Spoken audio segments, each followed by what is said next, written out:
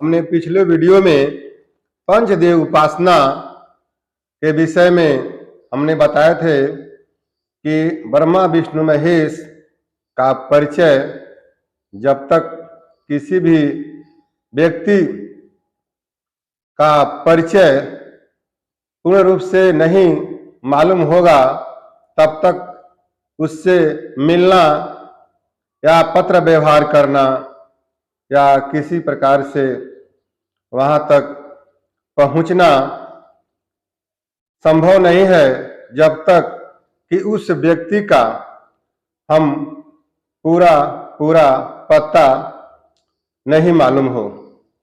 उसी प्रकार से जिस भी देवता की जिस भी इसकी उपासना हम करते हैं उनका परिचय जरूरी होता है और उसके बाद उनकी भक्ति का जो नियम है उसको भी जानना जरूरी होता है।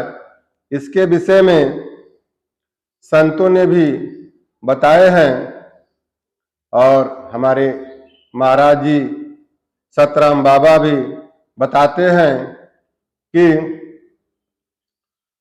जगत में यही भजन के रीत, जगत में यही भजन के रीत, सीताराम जीव से जप लो, गाओ प्रभु के गीत, और मन से ओम ओम के जप लो, वेदमती है नीत, जगत में यही भजन के रीत।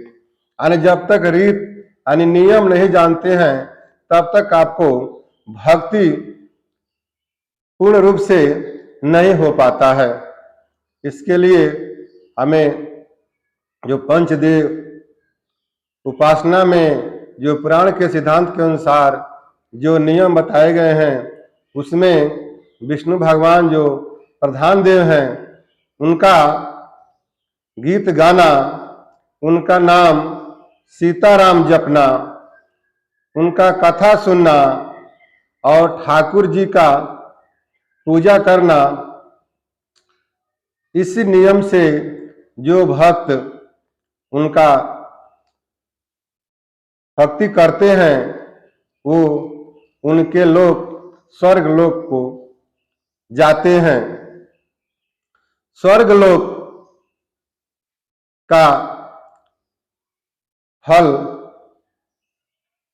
संतों ने बताया कि पाप पुण्य दोनों है बेड़ी और एक लोहा एक कंचन केरी। यानी जो पुण्य करके जो लोग जाते हैं वो स्वर्ग में जाते हैं और जो पाप करते हैं वो नरक में जाते हैं, लेकिन दोनों एक प्रकार से बेड़ी है, यानी दोनों ही बंधन है।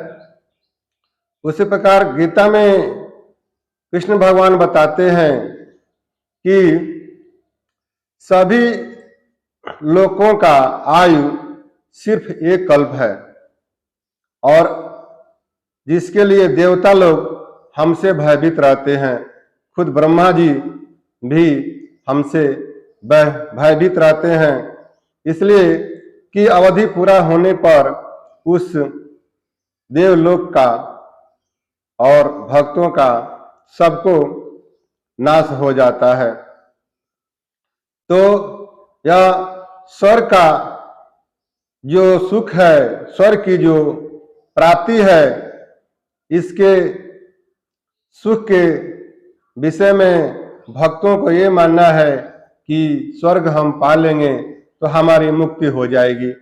लेकिन महापुराण जो गीता भागवत है उसमें कृष्ण भगवान बताते हैं कि योगी जन यज्ञ के द्वारा पुण्य करके स्वर्ग को प्राप्त होते हैं और स्वर्ग में जाते हैं तो वहां पर अप्सराएं इनको मन चाहा विहार कराती हैं, यानी जहां भी वो लोग जाना चाहते हैं वहां तक उनको घुमाती हैं, उनको जो भी चाहना होती है वो सारे सुख उनको वो देते हैं।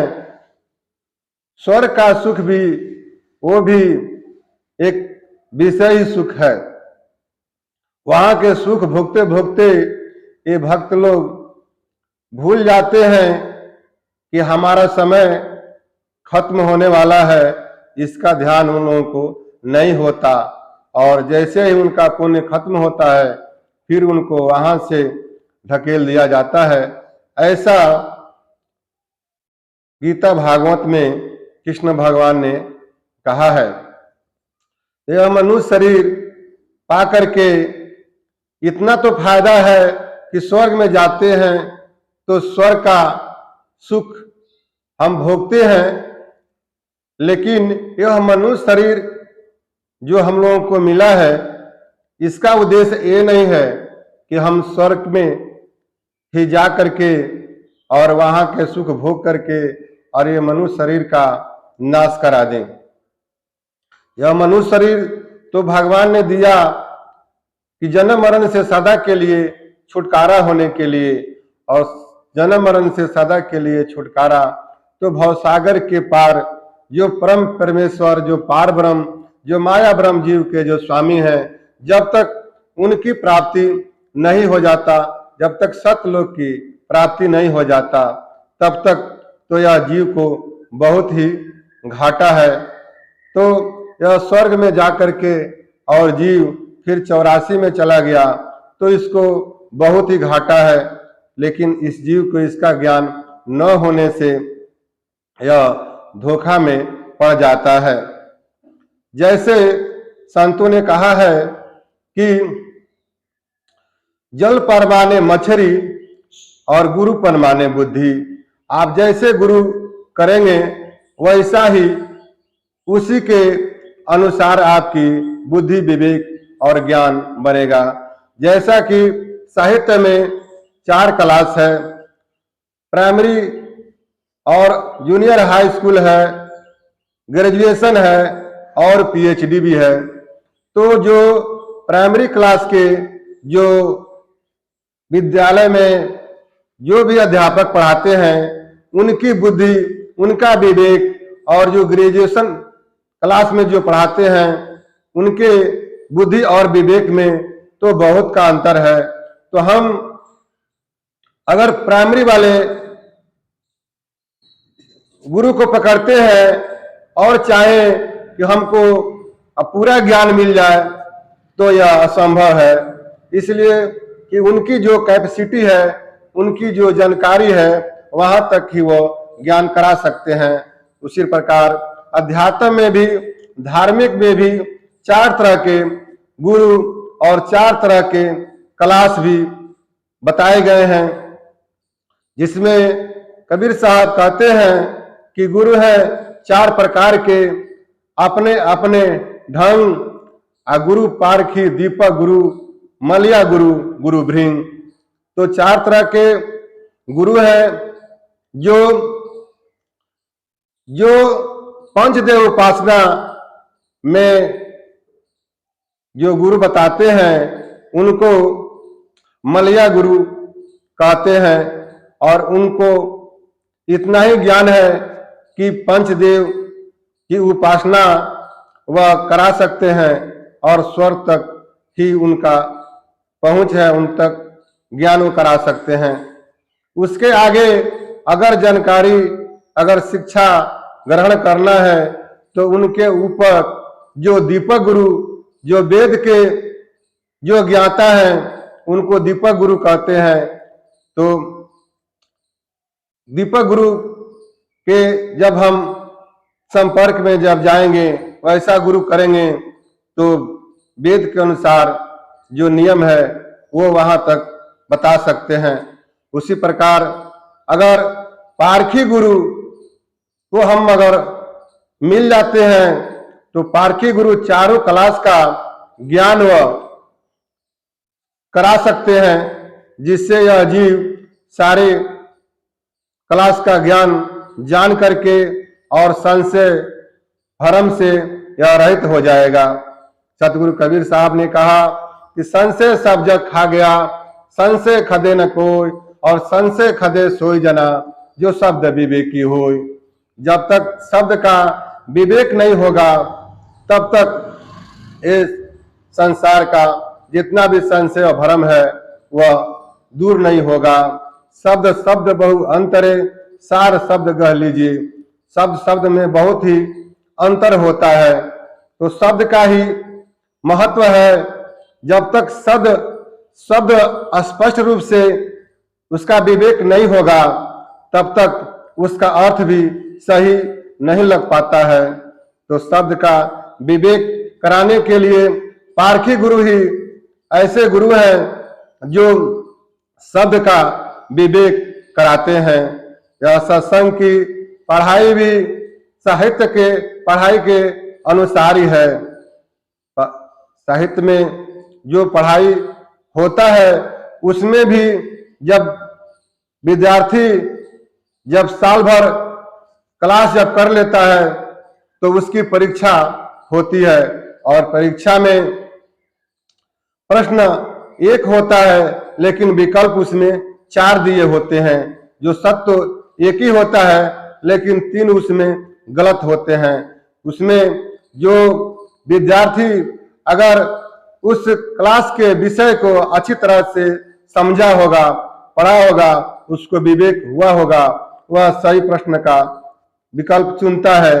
अगर नहीं पढ़ा है तो फिर गलत चूज करता है और उसका रिजल्ट ये होता है कि वह फेल हो जाता है। तो उसी प्रकार जो भक्ति में अगर सही मार्ग, सही रास्ता, सही विकल्प अगर नहीं चुनता है फिर उसको 84 लाख योनियों में जाना पड़ता है। तो पारखी गुरु एक ऐसे गुरु हैं जो 4 संग के विषय है। जैसे सत्य क्या है, सत्य क्या है, सद क्या है और सत संयुक्त क्या है, माया क्या है, ब्रह्म क्या है, जीव क्या है, आत्मा क्या है, पार ब्रह्म क्या है, लोक मत क्या है, वेद मत क्या है, संत मत क्या है, गुप्त मत क्या है, सूक्ष्म क्या है, अस्थूल क्या है और कारण क्या है, सूरत क्या है, ज्योति क्या है। ये तमाम जो विषय है यह सत्संग के क्लास का विषय है। इसको जानने के लिए पारखी गुरु का सत्संग जब हम करते हैं तो हमें सब की जानकारी हो जाती है। और वेद पुराणों की रचना ईश्वर ने इस प्रकार से कराया है। गोस्वामी जी ने बताए हैं कि विधि परपंच गुण अवगुण साना, कहे वेद इतिहास पुराना। वेद पुराण में गुण और अवगुण मिला करके इस प्रकार रचना कर दिया गया है जिसका समझना यह बिना गुरु के द्वारा असंभव नहीं है। जैसे हर क्लास, साहित्य के हर क्लास में पुस्तक तो है लेकिन बिना गुरु के बताए उसका अध्ययन, उसका अर्थ नहीं मालूम हो पाता है। उसी प्रकार से जो वेद पुराण ग्रंथ हैं, जो संतों की वाणी है, जब तक हम गुरु नहीं कर पाते तब तक इसका अर्थ नहीं लग पाता है। यह गुण अवगुण मिला करके इस प्रकार जो वेद पुराणों की रचना जो ब्रह्मा जी के द्वारा ईश्वर ने करा दिया है, इसके समाधान सिर्फ संत ही कर सकते हैं। कहा गया है कि मिलाना दूध में पानी कठिनता कुछ न इसमें है, मगर दूध से पानी निकालना बात मुश्किल है। जैसे संत लोग हैं, हंस रूपी संत दूध और पानी को अलग कर देते हैं, उसी प्रकार संत लोग जो हैं गुण और अवगुण जो है उस सब का अलग अलग करके और उसका